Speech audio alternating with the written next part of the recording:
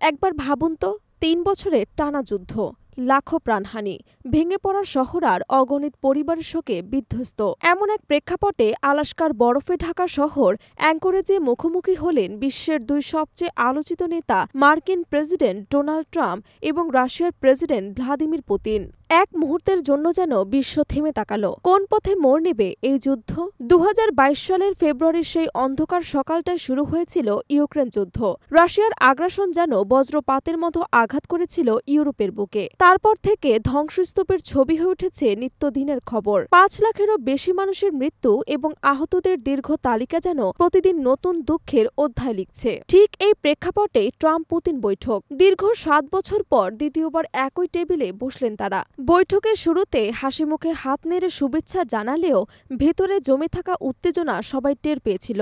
যেন চারপাশের ঠান্ডা আলাস্কার বাতাসও এই অদৃশ্য চাপ বহন করছিল। এই বৈঠকের মূল আলোচনায় ছিল ইউক্রেন যুদ্ধবিরতি।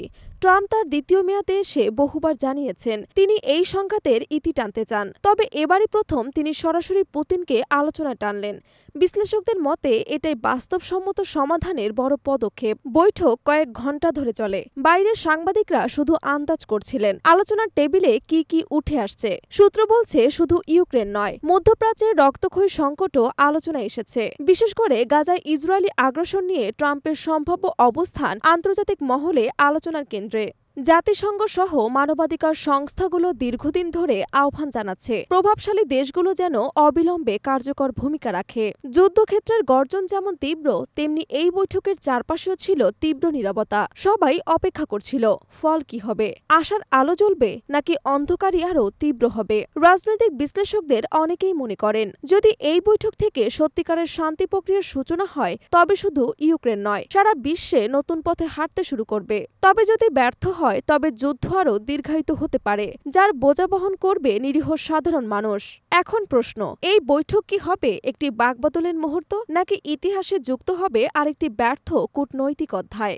একদিকে মানুষের অশ্রু, ধ্বংসস্তূপ আর রক্তের দাগ, অন্যদিকে টেবিলের উপর রাখা কাগজ কলম। কোনটা জয়ী হবে, সমঝোতা নাকি আত্মবিশ্বাস?